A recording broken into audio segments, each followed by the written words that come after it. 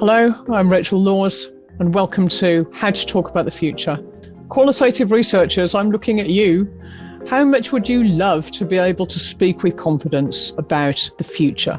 I'm asking you because much qualitative research is located in the here and now, of family homes and supermarket aisles. So where does one find a point of leverage with huge topics like the metaverse and the rise of China as an economic superpower, decentralized economies? Semiotics has the tools that you need.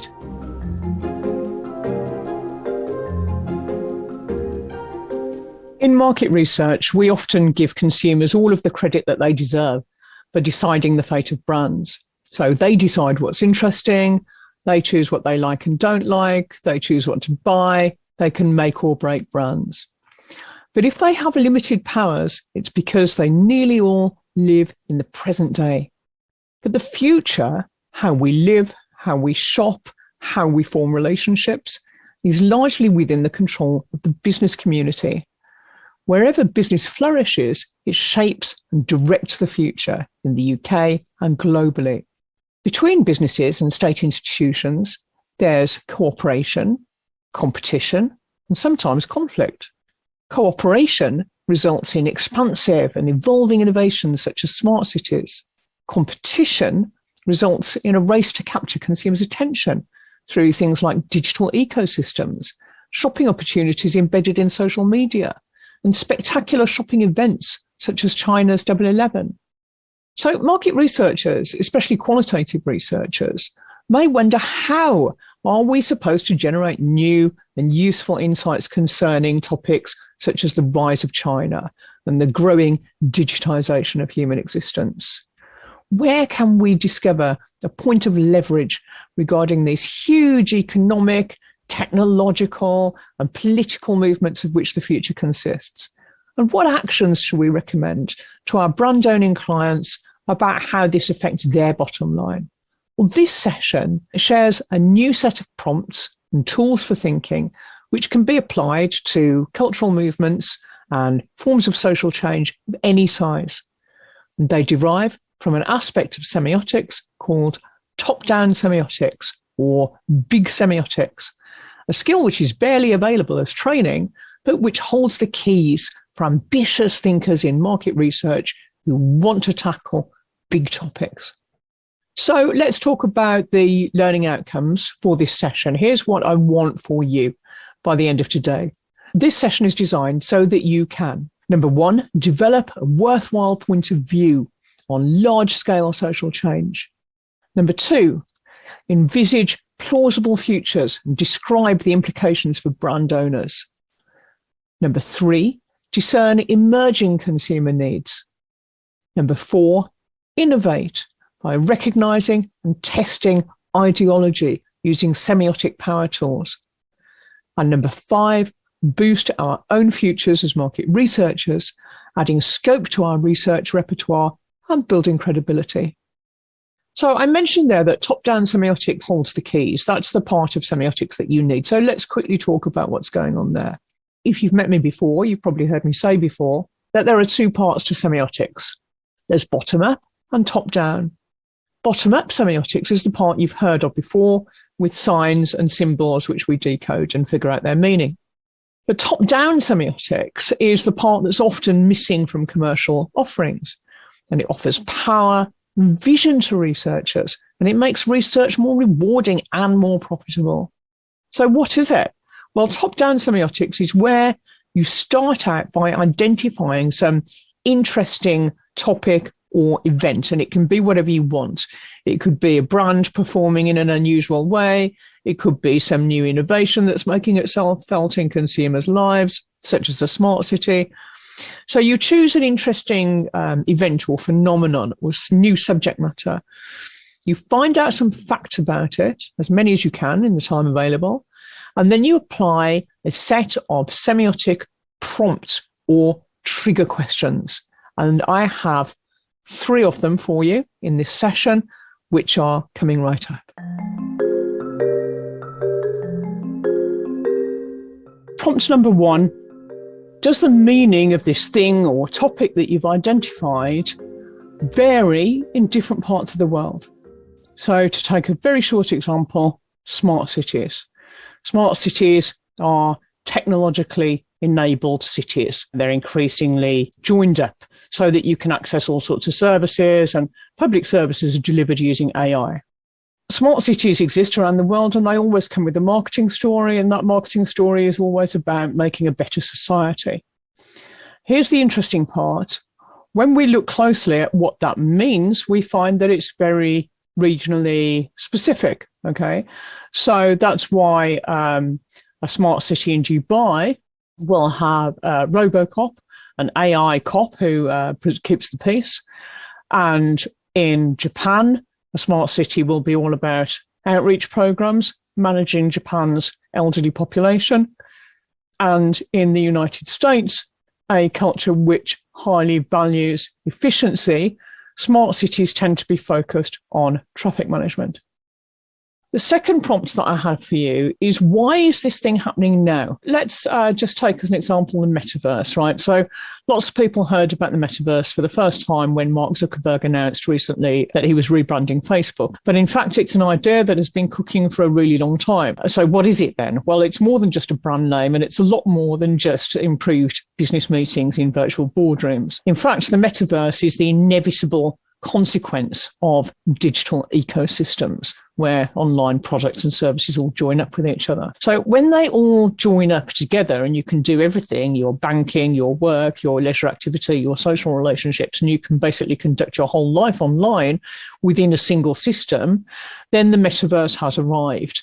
And many people in the future will prefer to live there. And eventually it might come to seem that we don't have much choice in the matter of whether to live there, in the same way that there's not much choice in the matter of whether to own a smartphone. Why is this happening now then? Why is there so much buzz about the metaverse right now? And why would Mark Zuckerberg pick now to announce his claim on this word? The fact is that although virtual reality technology is still not where consumers want it to be, it's not able to offer this immersive, hyper-realistic experience that everybody wants. It's still highly relevant to modern life. Why? Because we are in a transitional period where technology is making a big impact on our lives, but we're not yet feeling all of the benefits. So when I say it's making an impact on our lives, we've got things like smartphones and social media open the door to social comparison and miscommunication. We have tribes forming on Twitter. We've got culture wars. School bullying has gone through the roof and is actually worse outside of school hours now than it was within it. Michigan University conducted a longitudinal study of empathy in college students and found that it had declined by a almost catastrophic 40% in a few years. And most of that was in the 10 years after smartphones and social media took off. Now, on top of that, you've got the pandemic. We've had 2 years of pandemic. Millions of people stayed indoors. Jobs were lost. Economies contracted, worldwide epidemics of loneliness and anxiety just became even worse. And so people became more inward looking, necessarily more dependent on themselves, and also, frankly, more confused. That's why identity is such a hot topic right now, and why so many people are unsure of what their identities are. Here's the insight that I want to offer you. Technology is a salve for our problems, but it is also the problem, right? It is the problem and the cure wrapped up into one. So the metaverse, when it finally gets here in about 5 minutes' time, offers a kind of haven, right? It promises not just entertainment and the kind of safe, remote, digitally mediated relationships that a lot of people prefer now, but it also offers opportunities to make money, to be creative, and to experience yourself as younger and richer and more attractive than the real life version. And the real life version, therefore, eventually starts to feel like a poor second for many day-to-day experiences, such as being at work or pursuing leisure interests. Prompt number 3 is to explore debates about your chosen topic. If it has traction, people will be discussing it. So if we take as an example the future as a topic, when we look at debates about the future, of which there are lots, there's a famous one between Elon Musk and Jack Ma on YouTube, for example.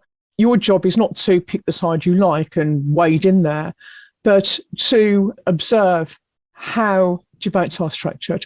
So you will quickly realize that when people are discussing the future, it's pretty scripted. There are only a small number of stories that we're currently able to tell about the future. One of those stories tends to be quite liberal and is a story of continual human progress towards a bright, sunny future at the top of the mountain. And the other story is a darker counter story, which says we don't learn from history and we're constantly repeating our mistakes and we careen from one disaster to another. What they have in common, perhaps, these debates, is that everybody, no matter where they fall on the dark side or the light side, is very keen to have a say in what happens next. Okay, let's talk about turning all this stuff into marketing actions. Prompt number 1, you asked, how does the meaning of this interesting thing vary in different parts of the world? We looked at smart cities and observed that this idea of better for society varies dramatically from one region to the next. Now, let's say that you're not an architect, but you are, in fact, the owner of a food brand, and you're wondering how to market it. Well, we now know something useful, don't we? So if you want to sell your food brand in Japan, it would be a great idea to link it to some kind of CSR project, or reach out to people whose access to food isn't the greatest and do something to help. Okay. If we are going to sell this food brand in the United States, then we're going to talk about its functionality. It not only tastes great, but it works. We're probably going to make some scientific claims, put some nutritional information on there. And if we're going to sell it in a culture which strongly values social order, then we'll talk about how this food brand is really family friendly. Everybody likes it. Meals are the way they ought to be, which is that they're a group occasion where everybody is pleased and nobody is left out. Prompt number 2, we asked, why is this thing happening now?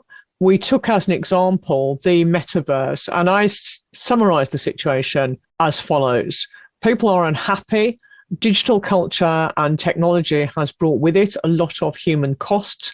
But despite that, and in fact, because of that, people are very excited about a technologically enabled future, which feels like it's only moments away. So what do we do with that? Well, as brands, you can do a lot of things with that. But if you just wanted to start by looking at how we can solve a few problems for people, there's a ton of loneliness, anxiety, and fractured and distant social relationships out there.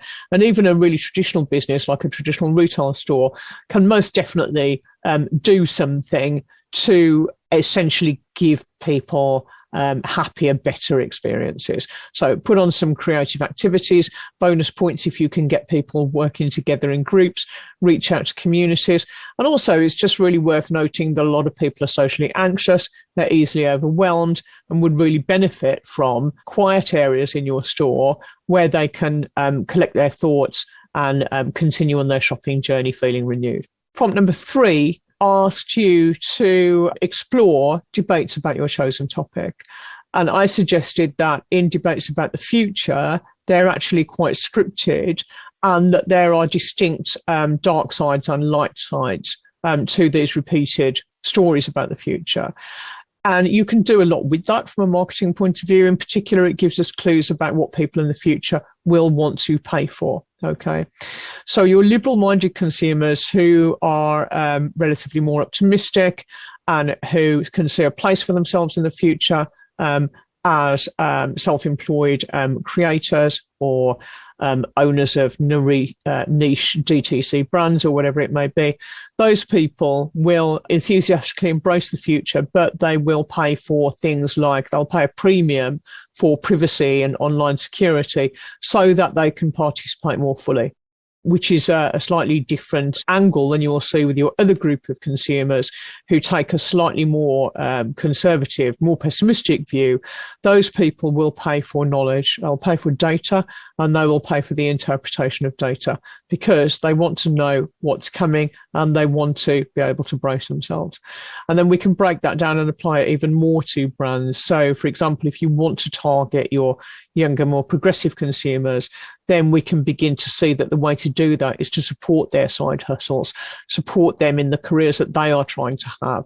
And that's when you get to organisations like Nike doing very successful collaborations with aspiring young designers. Right then, let's move on to the next section.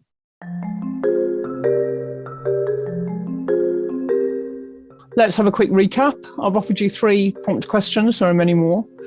The 3 we've looked at today are: number 1, how does the meaning of this interesting thing that you've identified vary in different parts of the world? And number 2, why this now? Why is this interesting thing happening now and not some other time? And thirdly, what are the semiotics of the debates about your interesting topic, in this case, the future? And there's a procedure to go with your prompt questions. So the first thing you do then is you're going to identify an interesting topic or an event. So it could be a smart city, an online shopping event, a spike in health trends, or even a tech company rebranding itself. Secondly, you're going to find out some facts about the context surrounding the event, as many as you can in the time available. Thirdly, you're going to look at the key debates surrounding the topic and find out where the points of disagreement are, because that's where the good stuff is, okay? Find out what's dividing people. Try to be impartial. Don't just get involved and muck in with the arguments, but try to look at it objectively and don't take sides, and ask yourself, what's the anatomy of the debate? When you've got all of that stuff, then you can apply a handful of semiotic prompt questions. Now, I've shared some with you today. There are quite a lot more that I can point you to in just a minute. When you've applied your semiotic questions, then you are in a position to record your best insights. And what you're looking for are underlying principles that organise the topic and give debates and disagreements some kind of structure. Underlying principles transcend the details of specific topics like smart cities, and they reveal larger human motives and needs.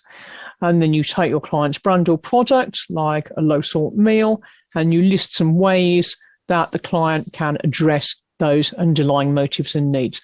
And usually, even small stores and more traditional brands can do this. So I mentioned that there are actually a ton of these semiotic prompt questions that you can use. I have a repertoire of about 30 that I use on a day-to-day basis, and you can find them in these 2 books shown on the left here. But there's loads of other great reading that you can do if you're interested in the future. And so I've just highlighted a few other alternatives on this screen as well, just to give you somewhere to start. Now, here's the thing to know, is that this session is not quite over, because what's coming next is something called a Meet the Speaker chat room.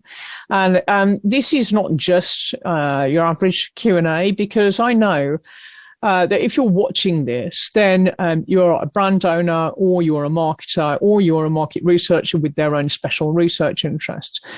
And I want to encourage you to give me your specific topics, and I will attempt to demonstrate semiotic analysis of those topics live, direct, and on demand. When is that happening? Right now.